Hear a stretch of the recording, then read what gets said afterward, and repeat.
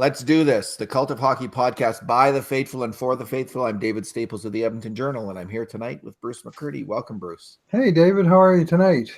Good, Bruce. So there was some pretty exciting NHL games, which I missed because I was watching a really exciting Bakersfield Condors game. The Bakersfield Condors won 5-2 over the Colorado Eagles to take a 2-1 lead in their Calder Cup playoff series. It was Evan Bouchard's first playoff game for the Condors, and he got 3 points. So, Bruce, we're going to talk about the Condors game. We're going to do the 6 items of note from that game. But first of all, let's just start with the playoffs, Bruce. And all I have to say is, if you look at entry level contracts, playoff series 1, we have Connor McDavid and Leon Draisaitl 1 each. Mm-hmm. Mitch Marner and Austin Matthews 0 each. Uh-huh. Well, if you go all the way back to the lockout of 2004-05, if you counted up playoff series wins since that time, the hopeless, pathetic, annually dreadful Edmonton Oilers have won 4 playoff series in those last 14 years, and the Toronto Maple Leafs have won 0. So it's they've been in the playoffs more often than the Oilers, but they haven't ever gotten through. They've got 3 times now lost in Game 7 in Boston. This is amazing because I think at least 2 or 3 times the Leafs in that period have assembled Hall of Fame management and coaching teams to run that franchise, Bruce. Mm-hmm. So it's astonishing that they haven't had more playoff success, but Yeah, well, I guess I got right thumped tonight. I didn't see the Toronto game. I have it on video. I went to a thing at the Access on 104th Street, White Avenue. What's wrong with the Oilers? And they had a University of Alberta professor, Marvin Washington, expound on what's gone sideways in Edmonton. Mm-hmm.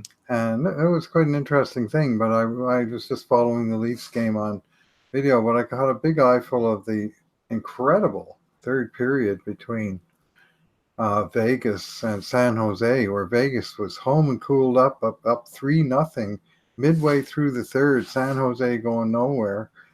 And then Cody Eakin cross-checked Joe Pavelec in the ribs. Pavelec banged into another, I think it was Paul Stastny of Vegas, fell awkwardly, banged his head on the ice, bled. He left the game, and the refs decided it was a 5-minute major for Cody Eakin, and it was a penalty. It was a 2-minute cross-check to me and to almost everyone I'm reading on Twitter. Anyway, the Sharks, down 3-0, scored 4 goals on the 5-minute major to take the lead 4-3. Then Vegas pulled off the miraculous goalie out tying goal to send it to overtime, and they played almost a full period of overtime before San Jose pulled it out. Oh, God, I didn't watch that. That's a meltdown that we haven't seen since the Oilers melted down against Anaheim. Yeah, kind of like that, or kind of like Toronto melting down against Boston in 2013 when they led 4-1 in Game 7 with a handful of minutes left. That San Jose power play caught fire, but unfortunately, this was, I would have to say, a highly dubious call that turned the series. Now, sorry to hear that for Vegas fans. He cross-checked him, and he did get hurt. So I guess that if you want to draw a line from A to B, then. But to me, it was a minor. First, it was bad karma from George McPhee. If he had just said, "Hey, Kelly McCrimmon, you're free to give the Edmonton Oilers an interview," they'd still be in this series. But because he didn't do that, it's just the hockey gods aligned against him and said, "No, Kelly McCrimmon deserves that interview with the Edmonton Oilers," and that's one of the things that will come out of this game. That McCrimmon will now be free to talk to the Oilers about Edmonton's GM's job, and we don't know if the Washington candidate, what's his name again? Ross Mahoney. He's actually at the top of Kurt Levins's list, and Kurt, he's right on this stuff. I don't really know any. I'm not in a position to rate any of these people as GM candidates, really. And Yeah, Kurt wrote a terrific article today. Kurt did. He ranked the 9 top Top notch. candidates, He and went Mahoney through was them at the all, and top he of the gave list. good background info. It's the stuff I didn't know about a whole bunch of the 9 guys on his list, and it was a real nice concise summary of many of the leading candidates. You'd have to think one of those 9 is most likely to get the job. If it comes from somebody off Kurt's board, it'll be a major surprise. They all seem to be strong candidates, so I liked the list. I liked that Mahoney was at the top of the list. It kind of surprised me. Mm-hmm. Again, I don't have an opinion on it, Right. and I'm also skeptical of one thing. Like we hear so much about interviewing, like they're interviewing all these people. But one of the things that I think that we know from research on psychology and hiring practices, that interviews, there's few things more misleading actually in identifying the top candidate for a job than a job interview. I think that was those Thinking Fast and Slow. Mm-hmm. That book digs into that. I've heard an interview with the authors of that. I can't recall their names right now. I think they're Nobel Prize kind of psychologists who have looked at how misleading interviews are. And the owners are investing, of course, everything in these interviews. So, but of course, they will also look at their credentials. So, remember when Dallas Aikens hit it out of the park in an interview? Well, that's it, right? They were so impressed with that interview, they had to hire the guy, and McTavish probably submarined his entire GM ship with that move. I mean, who knows what Ralph Kruger would have done with that group of players. Anyway, it's good that McCrimmon's available for interviews, and we'll see. Yeah, I mean, he deserves to be part of the mix for sure. And waiting for him into June would not have been good for anybody. So no, it sounds like, where did we get the May 1st deadline from? Who's reporting that? But that's what sounds like it's going to happen. That by early May, we'll have the Oilers' new GM, and that does make sense. And it's good that I'm glad McCrimmon's there, and hopefully Washington hasn't got that bad karma thing by not allowing what's his Ross name?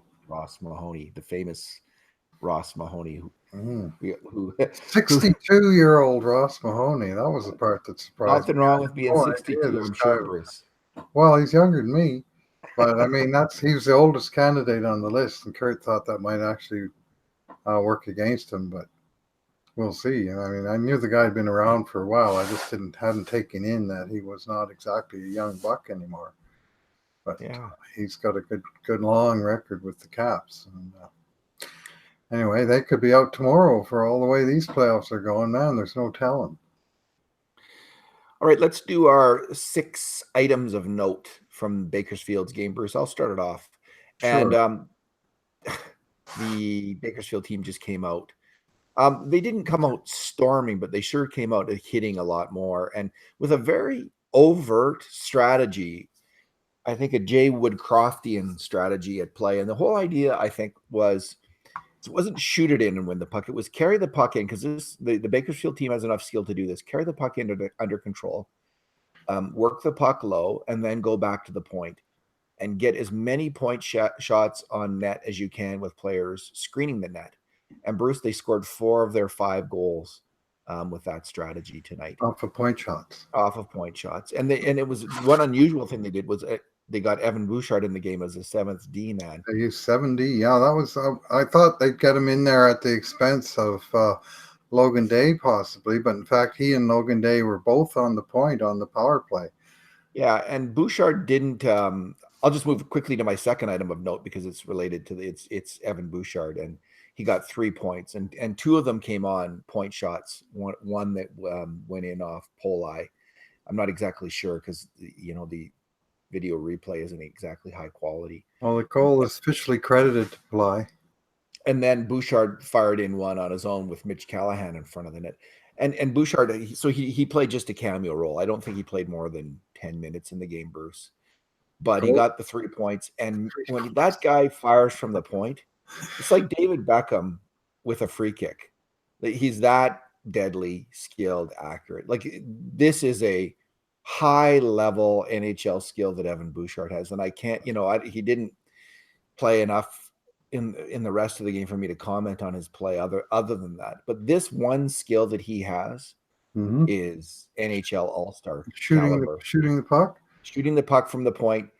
This guy he just is incredible. He There was just so quick, so fast, so accurate, and radar like accuracy. He just fires it, and it's deadly. It's a deadly weapon. Now we'll see if he can match it with a at least average defensive quality in his game and good puck carrying. But if he can do those things, that's going to be an NHL player sooner than later.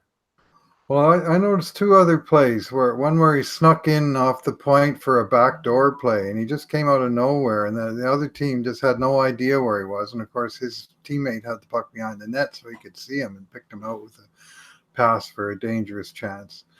And there was one other one that was like a quarter of a chance on a bouncing puck in the bottom of the face-off circle, left side, which is his opposite side. What he's even doing down there, I'm not sure, but he just fired this rocket that just missed the top corner, and it just came out of nowhere.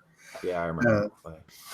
It was like he's really a dangerous shooter. Shoots like a winger, and he's going to score his goals. There's no two ways about it.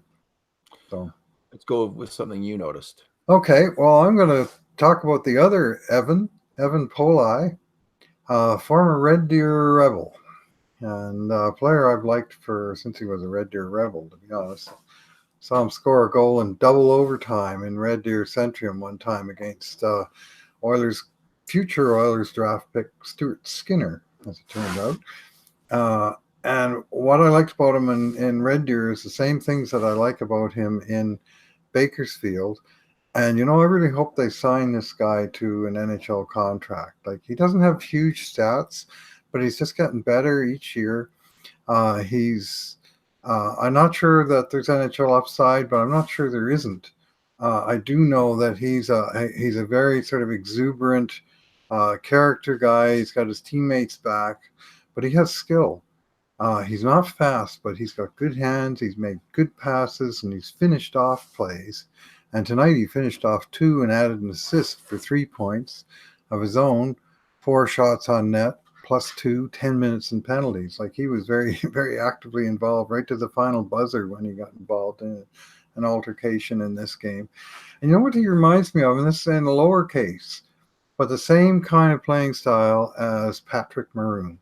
I mentioned that in my game grades tonight, Bruce. I haven't even read him yet, but there you go. Yeah, he's got the heavy boots, but he's got the good hands, and he's got the beard, and he's got the attitude, and he's got, there's certain things about him. When Patrick Maroon was 22, 23, I think Polei just turned 23, he wasn't any great shakes. He was down in the AHL for years before he finally emerged as a decent NHL player.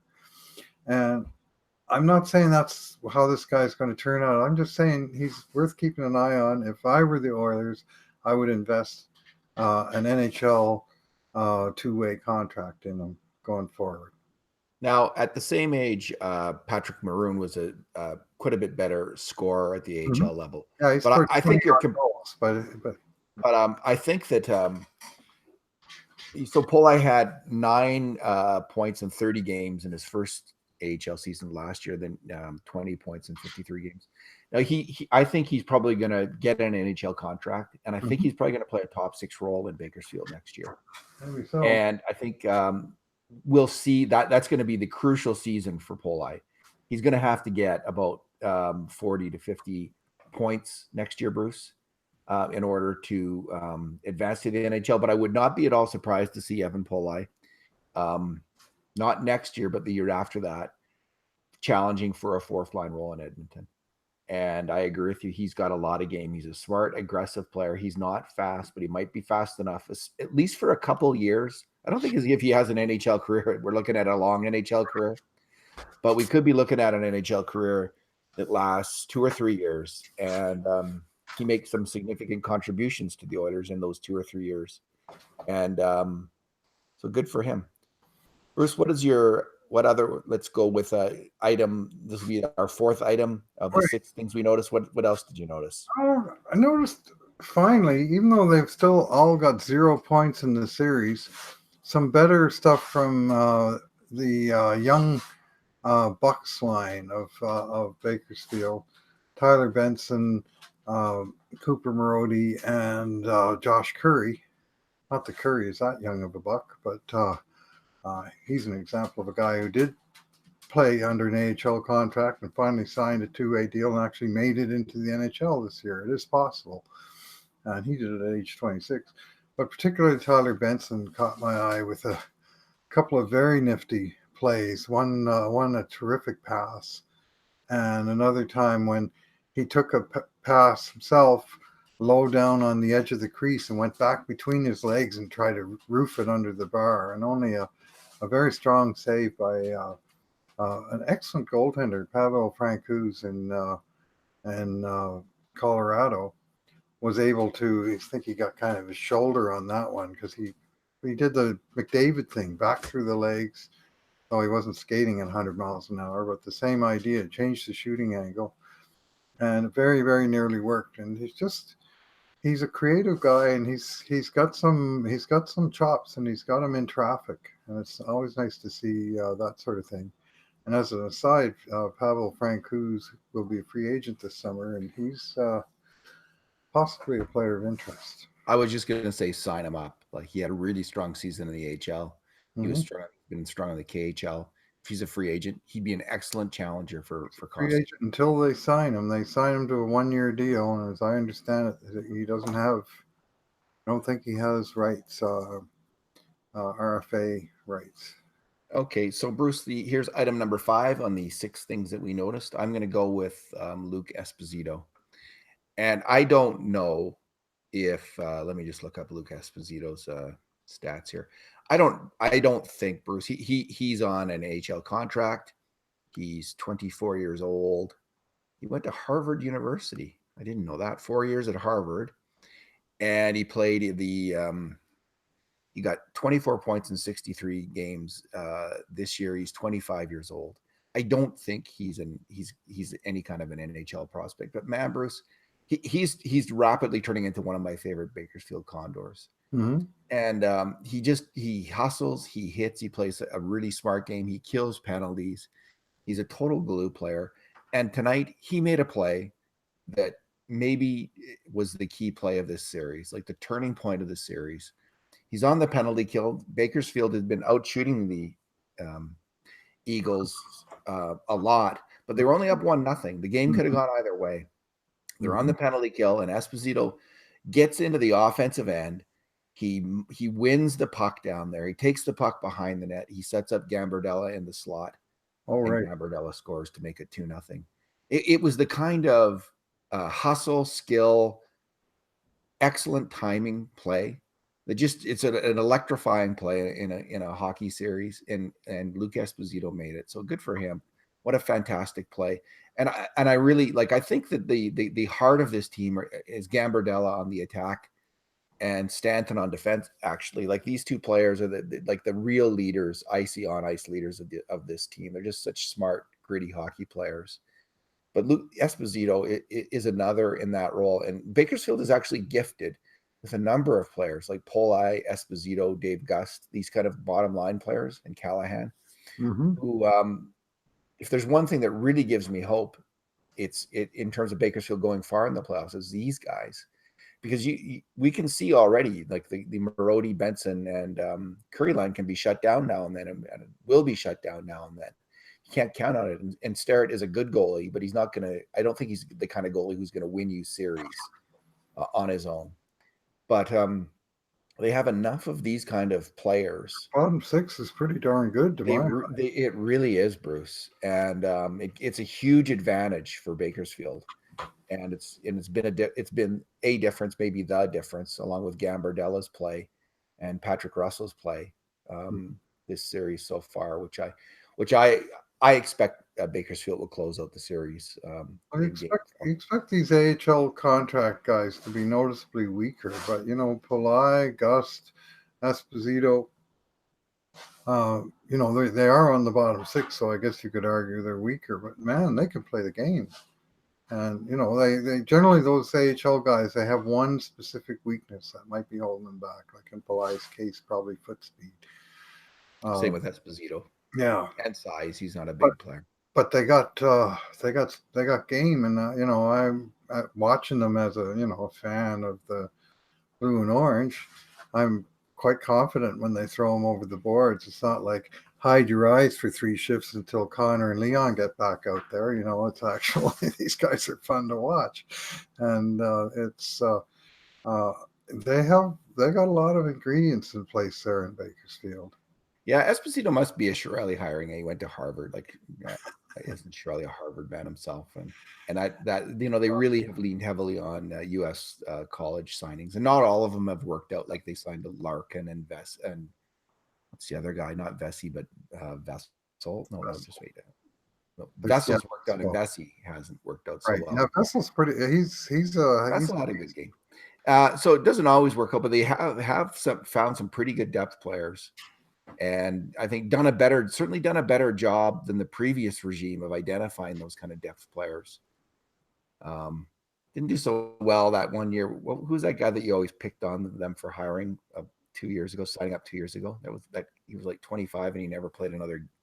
Let me see if I can find his name. You must have mentioned him 10 times on the podcast. Oh, right. Okay. Successfully forgotten now. Anyway, took some effort on my part. Bruce, I'll come up with the guy's name in a second. My last thing was just the Brian Ferlin. Oh. Guy that had played 2 games the year before in the Boston organization, and Shirley decided that he was a guy worth signing and absolutely wasting a spot on the 50-man list. Yeah. Well, they got guys better than that now. Anyway, I liked how once they got the lead in the third period, they kind of changed their focus. Like Bakersfield outshot Colorado 17-1 in the first period and 18-9 in the second, but by then it was 5-2, and in the third period they closed it down. They only took 6 shots, but they didn't give up much. And Starrett, I don't think he had a lot of really hard saves, but it was just more of the team focus. And one play in particular caught my eye, where there was a bit of a breakdown in the neutral zone, and it looked like a 2-on-2. And then the Bakersfield defenseman got beat, and it looked like, this is going to be a 2-on-1. And some forward came charging back and engaged the guy and took him off the puck. And another Bakersfield guy came back and picked it up, and back north they went with it. And it just was a good hustle effort, focus, concentration. We're not going to let this get away on us. And even when mistakes happen, we're going to be there. Reinforcements are at hand. It's not like, one guy made a mistake, therefore it's a 2-on-1 and a goal. So very unlike. Yeah. I was just going to say this. They stand in such contrast to the Oilers. The bottom 6 has just sucked. It's just been horrible the last 2 years. Like it's been populated by nothing but Brian Ferlins. And they just can't get it right. Like next year, I want to see some of these Bakersfield players in that bottom 6. I want to see Gambardella and Russell get real shots at roles in that, and in coming years, Polei get a real shot at it, and other players like that, because these are the young, the not young, they're mid-career, hungry guys. Like enough hiring 33, 34-year-old guys for to play out, to earn their $20th million, right? Like that's not a hungry NHL player. Just why are you doing that? What are you thinking? Just stupid. Hire these hungry players who are excelling at the AHL level, like totally dominate. Like they would have done way better keeping Anton Lander, I think, than going with some of the experiments that they've gone with, because he was hungry and he always hustled and he was a responsible player. Who would help the Oilers more this year, Kyle Brodziak or Anton Lander? Exactly. I think it's obvious. It's Lander was the answer. He's a totally hungry hockey player. I mean, I'm not saying Brodziak is a professional and he's working hard, but I didn't see that desperation in his game, and there's certainly nothing else going on. So Yeah, if they can train a couple guys on the farm who can kill a friggin' penalty once in a while, I'd be inclined to give them a shot with the Oilers because that's been a sore point on this team for a good 4 years now. Yeah, I'd like to see them and just get rid of if and Lucic, get rid of him and bring in someone else who Well, hustles. good luck I'm with not that. saying Lucic doesn't hustle; he does No, hustle, you but can't say that. He does. he hustles. But Lucic, you won't hear me criticize his professionalism or his work ethic, but his hands have got turned to stone. I And don't know if I see the desperation in his game, Bruce. Like maybe I don't know. Anyway, I'm not gonna. I'm like you. I'm not gonna criticize his work ethic. I think it's there with, and I'm sure it's there with Brodziak. I just don't think there's that extra well, it's unbelievable not much desperate drive. not much jump in their step, you know. Yeah. And this, I mean, I'm not saying necessarily these younger guys in Bakersfield are speedsters, but they bring it. You know, and that goal by you described by Gambardella tonight, it was 1 second away from being a true shorthanded goal. The guy had just stepped out of the box when the puck went in the net, but essentially it was a shorty. And Well, that was even strength, was it? Okay. yeah, That's not officially it was even strength, but it okay. was 1 second after. Yeah. And those guys were, you know, doing the job on the penalty kill, and then they took advantage on the counter attack. And, you know, nice bonus. Huge goal, as you said, at that point in the game that really put the Condors in control. Well, we'll see what happens now going forward. Going with the 11D, 11 forward, 7D is not ideal, obviously, and we'll see if they stick with that. Or I think they're in a tough spot because Logan Day was a key player on the team. I don't think he's a particularly strong player because of his some defensive some issues reading the game defensively. But I think it's hard to take out someone who's played more than 60 games for you in the regular season and been a Well, key that's player. right. So And I mean, he's been on the power play. So, like I said, tonight they had the two of them on the power play together, the two righties. Not something you commonly see. and then they can put out Bear, who's also a strong power He play had, guy. you know, 7 goals, 27 assists, 34 points, plus 14. So it's not just like he was scoring on the power play and was getting beat at evens. He was a solid outscorer. I mean, most of the team was, and obviously this would have been quality a teammate would be a big part of it. But he held his own. So going with 7D, they took out Cameron Hebig tonight. Folks are wondering who stepped out of the lineup to make room for Evan Bouchard, but Hebig's been in and out of the lineup. it As sure of, worked well. Bouchard it's, scores 3 points in like that, as you say, maybe 10, 12 minutes of action. Nice pro debut, or no, well, nice AHL debut. I guess he played in the NHL earlier. it's going to be interesting to watch Bouchard, Bruce, because I mean, he can clearly put up points. He can clearly can really pass the puck, and he can really like this unbelievable ability, I think, to get off point shots. But I mean, there are defensive issues, and those showed up in the OHL playoffs, and they showed up in the World Junior Tournament, which is why Button had him, ranked so low. Right. And there are some real defensive issues with the That's guy. some Like warts, yeah. he's a little Justin Schultz on defense at this point. I'd like to think that he'll put it together, but yeah, he does remind me of Schultz. A lot younger version, of course. Justin was already 22 before we ever saw the guy. And a better shooter than Schultz ever was, which is a major difference. Because if Schultz had been a really good shooter, that would have had a completely different aspect to his game. I think that Bouchard's a similar kind of passer. He's not. He's the same kind of skater as well. Looks slow, but is actually moving fairly fast. And like there's a lot of similarities in their games, but I think Bouchard has it over him on shooting. And the area that Bouchard's going to have it over Schultz is that he's not going to be asked to play in the top four when he does make the NHL initially. He's going to be on the bottom pairing for at least a year, Right. and on the power play, and it's going to be tempting to have him in that role at some point next year. Maybe he's going to earn it, but he's not going to be thrown to the wolves like Schultz was, because not only do the Oilers have like 5 candidates for the top 4 next year under contract, but Caleb Jones is going to be a serious candidate for top 4 play. And William Lagesson and Ethan Bear will be in the running for that as well. I think Caleb Jones is at the top of that list. But so there's all these players ahead of Bouchard, or So that's good, and that's good news for him on a certain level because I think he's an NHL talent, but he's not going to be rushed. Well, if he outplays all of those guys and earns a spot on the team, he will have earned it. Damn straight. Joel Persson in that mix too. That's kind of a secret weapon at this point. But the reports out of Sweden on that guy are really good. Yeah, and again, this also gives Persson the luxury of maybe going to the AHL for a month or two. He might not like that. That's often the case with the AHL players. But on the other hand, he gets to be in California for a couple months. It is Bakersfield, of course. Mm-hmm. Sorry, Bakersfield. You could say the same thing about Edmonton any time. Like we get it all the time. We hear it all the time, just like you do. Yes, we do. All right, Bruce, let's leave it there. Thanks for talking tonight. Thanks, Win Condors. Thanks for listening, everyone.